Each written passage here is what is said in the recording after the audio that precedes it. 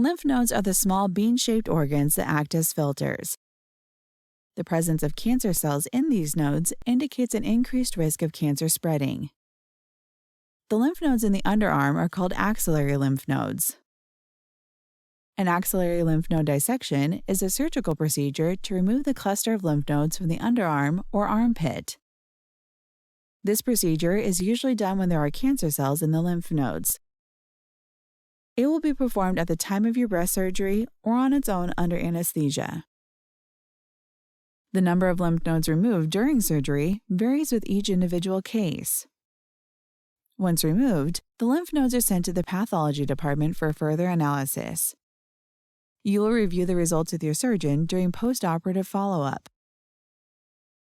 A drainage tube with bulb suction will be inserted during surgery. The surgical incision is closed with dissolvable sutures.